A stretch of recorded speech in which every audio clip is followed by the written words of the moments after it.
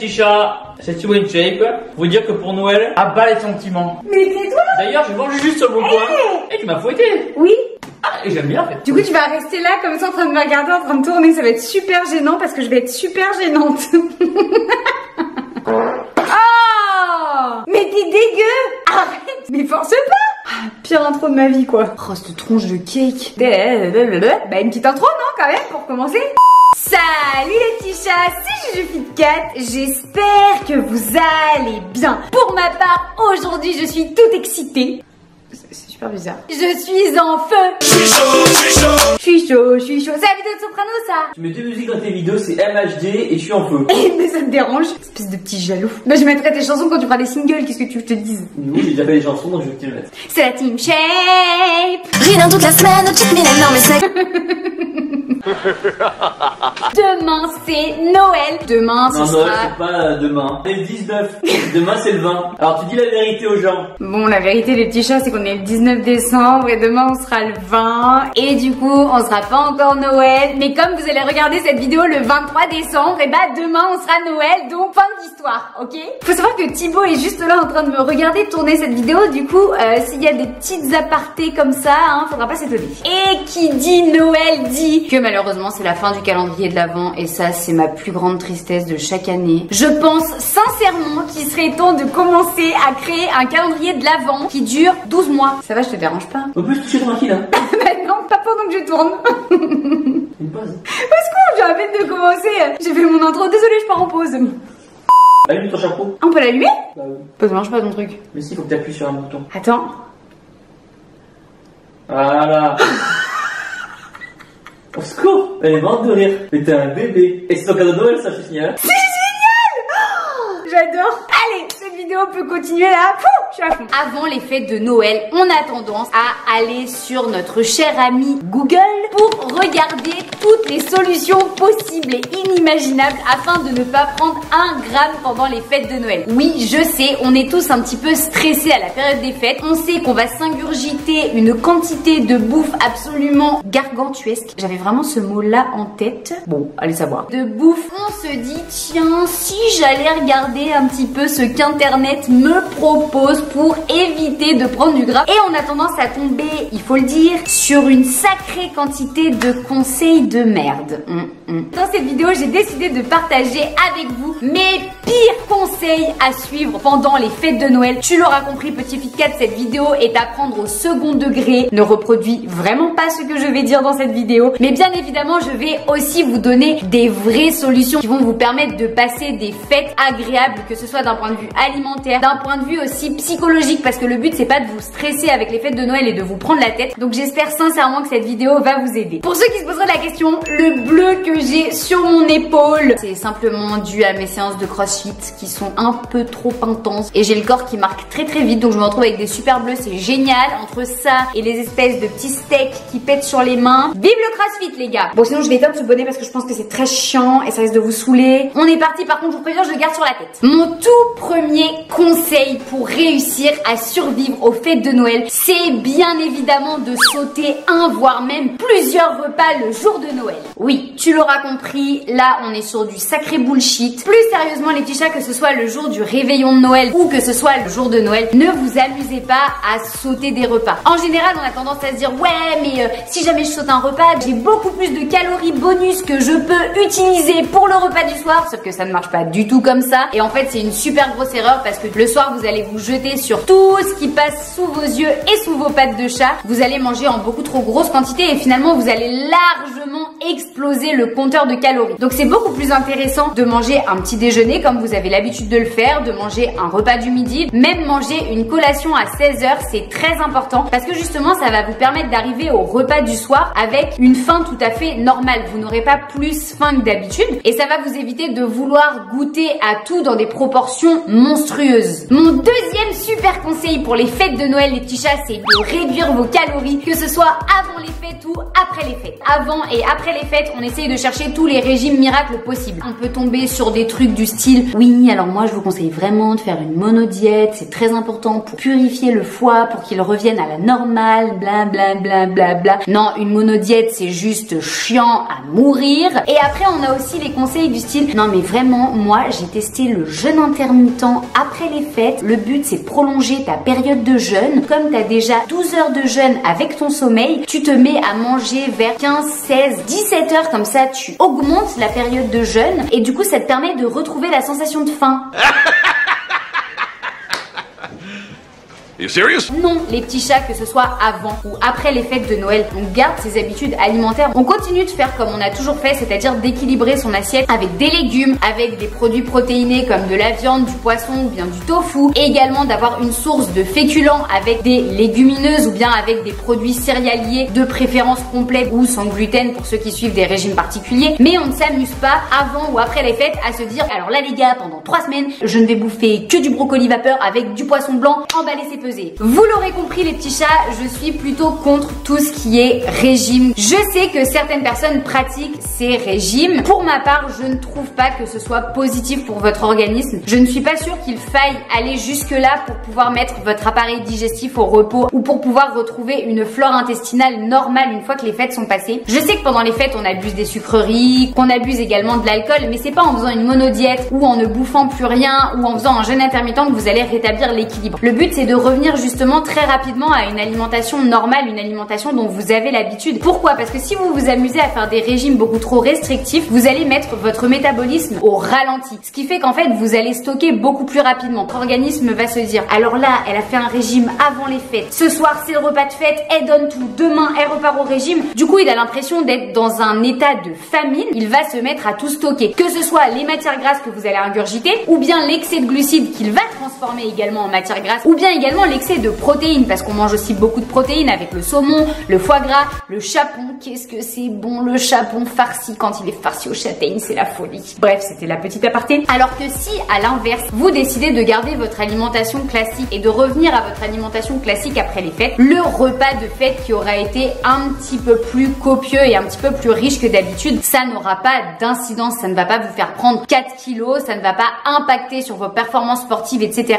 Alors après, bien évidemment, si vous êtes du style à faire perdurer Noël jusqu'au mois de février, parce que je la connais l'excuse, hein. Oui, mais Justine, tu sais, on peut fêter la nouvelle année jusqu'au mois de février. Oui, ben ça veut pas dire qu'on doit manger comme à Noël ou comme au Nouvel An jusqu'au mois de février, les gars. Mais si simplement vous vous faites plaisir sur 1, 2 ou 3 repas de famille, comme je vous le disais, ça n'aura vraiment aucun impact. Depuis tout à l'heure, je suis en train de lâcher de ces postillons sur ma caméra. Heureusement que vous les voyez pas, c'est une catastrophe. Donc si je résume, une fois que les fêtes sont passées, les jours qui vont suivre, on n'hésite pas à augmenter un petit peu sa quantité de légumes pour avoir plus de fibres, à boire beaucoup d'eau parce que notre organisme va avoir tendance à se déshydrater. Mon troisième super conseil, c'est de ne surtout plus manger de cheat meal ou d'aliments plaisir 1 mois et demi avant les fêtes. Elle est sérieuse votre copine là? Je suis choqué. Si vous vous privez de vous faire des petits repas plaisir ou des petits plaisirs tout simplement dans la vie de tous les jours pendant un certain laps de temps qui précède les fêtes de Noël, vous allez concrètement vous monter le bourrichon en mode c'est bientôt les fêtes, c'est bientôt les fêtes, c'est bientôt les fêtes, c'est bientôt les fêtes. Et concrètement, vous allez tellement penser au fait que le soir des fêtes de Noël, vous allez pouvoir lâcher toute la pression que vous avez sur les épaules depuis 1 mois et demi, que clairement ça va être une orgie de bouffe. Et vous n'allez même pas le faire parce que vous en avez envie ou parce que vous avez réellement faim, simplement parce que ça va vous procurer une sorte de sentiment de satisfaction parce que vous vous êtes privé et vous vous dites maintenant j'ai le droit à ma récompense. Et en général, c'est une récompense que vous n'allez pas du tout maîtriser. On continue de se faire plaisir avant les fêtes de Noël. Vous avez le droit de continuer, comme je vous le disais, à manger normalement. Et qui dit manger normalement, c'est avoir un mode de vie sain, mais également savoir s'accorder des plaisirs parce que c'est important, que ce soit d'un point de vue physique ou d'un point de vue psychologique. Si vous avez envie d'un morceau de chocolat, vous mangez un morceau de chocolat. C'est d'ailleurs exactement pour cette raison que le calendrier de l'Avent a été inventé. Vous avez envie d'aller manger un burger, vous allez manger un burger. Alors oui, le tout c'est pas de manger un burger le midi du 24 au soir, on est d'accord. Mais si vous mangez un burger 5 jours avant ou une semaine avant, c'est pas grave. Vous avez le droit de continuer à vous faire plaisir.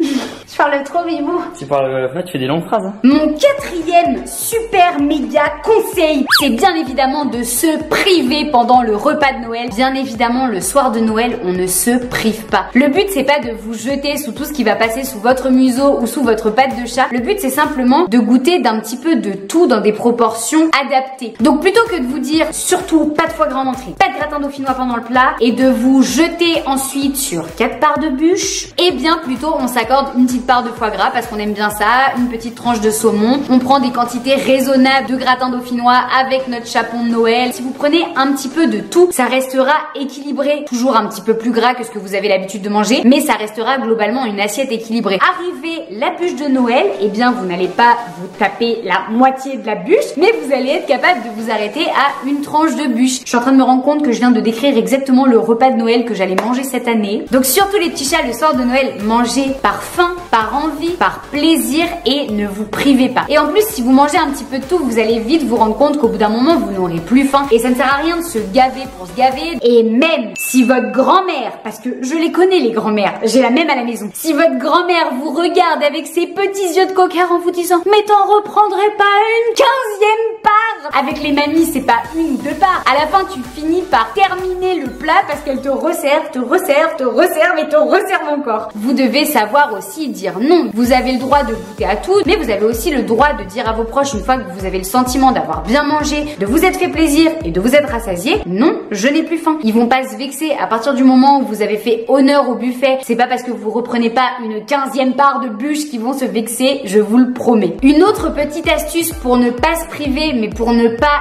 exagérer lors du repas de Noël, c'est tout simplement de prendre le temps de manger. Prenez le temps de mastiquer vos aliments, prenez le temps de discuter avec les gens qui vous entourent et vous allez voir finalement que le repas va s'étaler de telle sorte que vous n'allez pas vous jeter sur tout ce qui vous tombe sous la main. Mon 5e pas super conseil de Noël, c'est bien évidemment de vous ruiner dans une cure de thé détox.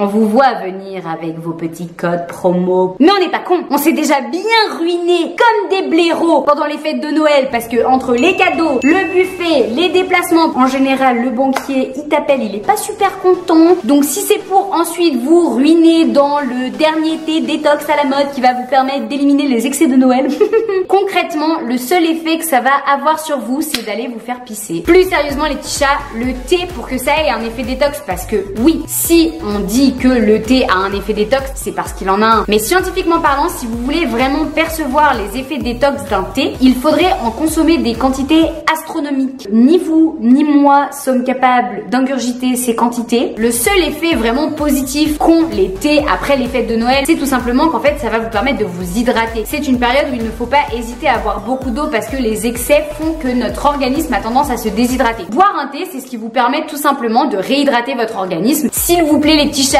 gardez le peu d'argent qui vous reste après les fêtes pour vous faire plaisir en vous offrant des cadeaux. Je sais pas pourquoi vous allez vous offrir des cadeaux après Noël alors que vous en avez déjà eu plein, mais bon. Parfois, je dis des trucs, ça sort de ma tête tout seul, sans filtre, et je me rends compte après que ça n'a aucune logique. Bon. Concrètement, gardez votre argent, voilà, pour vous inscrire en salle de sport, pour ceux qui ne sont pas encore inscrits, ou pour vous acheter plein d'aliments bons pour la santé, pour justement retrouver votre équilibre alimentaire après les fêtes. Alors là, les petits chats, j'ai le 6e super méga pas du tout bon conseil à vous donner. Cette phrase ne voulait absolument rien dire, mais on s'est compris. Surtout, le lendemain de Noël, faites-vous plaisir, montez sur la balance. Il y a de grandes chances que tu partes de la salle de bain toute nue en pleurant et que tu arrives en plein milieu du salon avec toute ta famille qui est là en lendemain de fête, qui te regarde un petit peu bizarrement. Certains vont se dire oui, mais justement, si je monte sur la balance, je vais avoir un déclic. Non, non, non et non. Au contraire, ça a beaucoup plus de chances de vous démotiver, de faire que vous allez abandonner les objectifs que vous vous étiez fixés, tout simplement parce que le poids qui va s'afficher sur la balance le lendemain des fêtes ne reflète pas du tout votre poids habituel. Les peut-être 1, 2, allez, maximum 3 kilos qui vont s'afficher en plus, c'est simplement de la rétention d'eau. Et la rétention d'eau, quand on retrouve un bon équilibre alimentaire après les fêtes de Noël, en l'espace de même pas une semaine, elle dégage. Pas toutes les rétentions d'eau bien évidemment, mais c'est pas le sujet de cette vidéo. Mais la rétention d'eau qui arrive suite à un repas beaucoup plus riche en calories, elle part très facilement. On ne monte pas sur sa balance, on ne se stresse pas avec ça. On se remet tout simplement à manger normalement, à repratiquer une activité physique si on avait fait une petite pause pendant les fêtes et on ne se prend pas la tête. Mon 7e pas du tout super conseil, c'est de s'obliger à aller courir à jeun le 24 au matin et le 25 au matin. C'est pas parce que on vous a dit que si vous alliez courir à jeun le matin du jour de Noël, au bout de 30 minutes de course, comme vous n'avez plus suffisamment de sucre dans le corps, votre organisme va aller puiser dans les graisses. Donc du coup, vous allez potentiellement taper dans les graisses que vous avez ingurgitées la veille pendant le repas de Noël. Putain, rien compris moi. Non alors stop, là on est en train de se perdre. Le lendemain du réveillon de Noël, vous n'allez pas éliminer la graisse de la veille juste parce que vous allez aller faire un footing à jeun pendant 45 minutes. Ça ne sert à rien de vous obliger à faire ça. Déjà parce que vous allez simplement vous mettre la pression et je pense que c'est pas du tout la bonne façon de pratiquer une activité physique et sportive. Si vous avez envie vraiment d'aller courir parce que c'est une passion chez vous et que vous aimez ça, ou d'aller faire votre séance de sport ou un hit comme le hit que je vous ai proposé dans une vidéo, hop là vous avez vu comment j'ai calé ça en 2-2, je vous mets la vidéo juste là.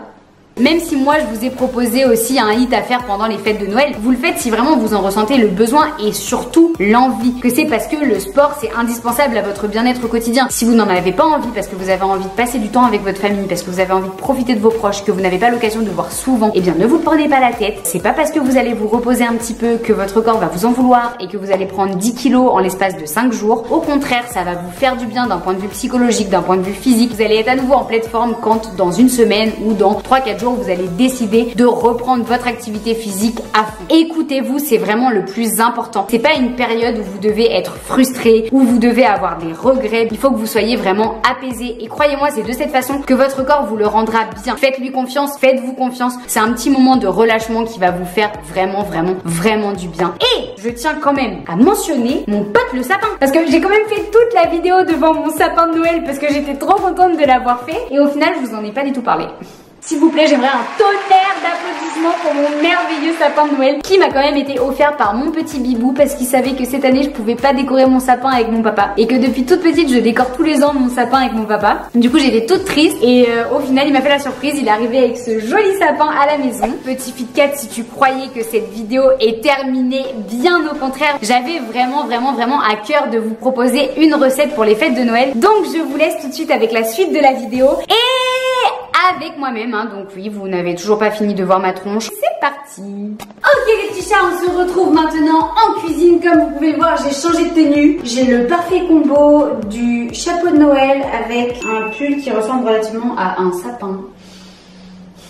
Je vous l'avais promis, je vous retrouve tout de suite en cuisine pour la recette des biscuits de Noël. Et pour cette recette, vous aurez besoin de 50 g de courge butternut, de 50 g de poudre de noisette, d'un œuf, de 45 g d'huile de coco, d'une cuillère à café de levure, d'un mélange d'épices type cannelle, gingembre, muscade, de 100 g de farine de châtaigne, de 30 g de sucre de coco et de tout un tas de petites mignardises. La première étape de la recette, c'est tout simplement de faire cuire notre courge butternut à peu près 5 à 7 minutes à puissance maximale au four à micro-ondes. Comme vous l'avez vu, je l'ai déjà pré-découpé en tranches, comme ça c'est plus facile à faire cuire. On prend la balance sur laquelle on dépose notre mixeur et on n'a plus qu'à introduire les différents ingrédients dans le mixeur. On commence par venir casser notre œuf. Ensuite, on ajoute la poudre de noisette, la farine. Oh putain, oh, j'en ai foutu partout. Bibou, j'ai essayé toute ma cuisine. Tu ranges après. Non mais je rêve, au secours. On ajoute notre sucre de coco dans le mixeur. Et encore un peu. On dirait que je mets des petites fessées quoi. Je suis pas concentrée. Petit aparté sur le sucre de coco, les petits chats, ça a tendance à sucrer beaucoup plus que du sucre classique. Donc on en met toujours un petit peu moins dans nos recettes. Si j'avais pris du sucre roux, j'aurais certainement mis 50 g de sucre roux. Là, j'ai plutôt mis autour de 30 g de sucre de coco. Ensuite, on vient ajouter notre levure, une cuillère à café, hop. Ensuite, on ajoute nos épices, donc un petit peu de muscade. Pas trop parce que la muscade, c'est très fort. Pareil, le gingembre, on en met un petit peu. Et ensuite, on ajoute ma préférée, la cannelle. Et alors là, par contre, la cannelle, j'avoue que moi, j'en mets beaucoup. J'adore ça. Donc en fait, les épices, c'est un petit peu en fonction de vos goûts. Une fois que vous avez préparé ce mélange dans le mixeur, on prend un bol dans lequel on va venir peser 45 g d'huile de coco. Oh, ça sent tellement bon l'huile de coco à chaque fois là.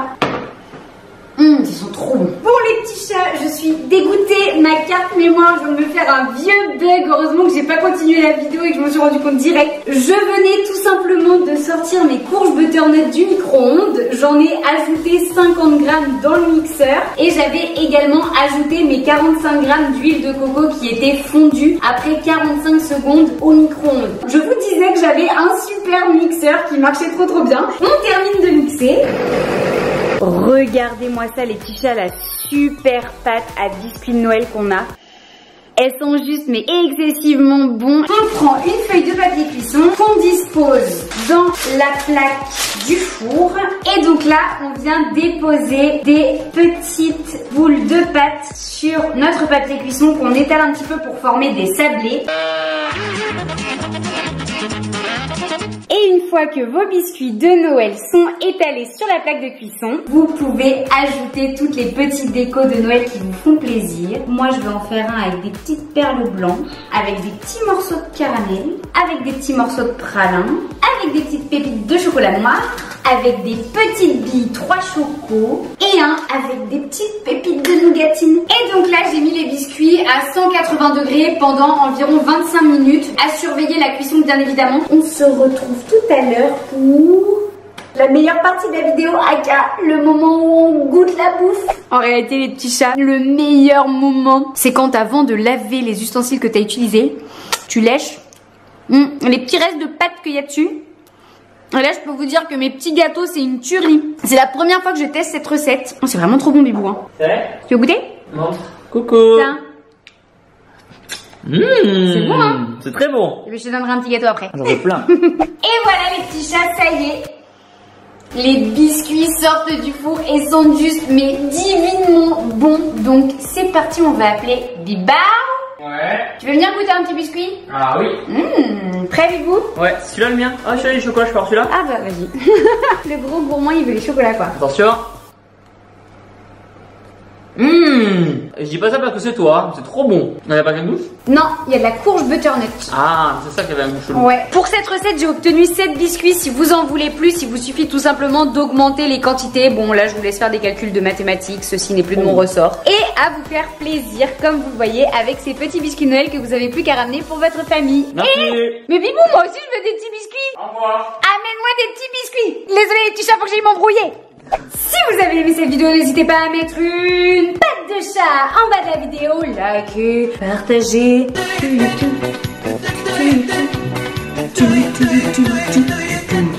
commentez, faites ce que vous voulez et surtout n'oubliez pas qu'un Fit 4 retombe toujours sur ses pattes. En attendant, moi je vous dis à la semaine prochaine dans une toute nouvelle vidéo YouTube. Je vous souhaite de passer de merveilleuses fêtes de Noël et de profiter de tous vos proches. Je vous fais de gros bisous et je vous aime en fait, c'est ça que j'avais envie de vous dire. Ciao.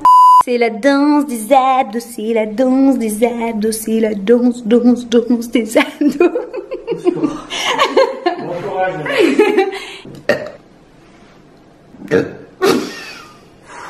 Oh, je suis dégueulasse. Pardon. Hey!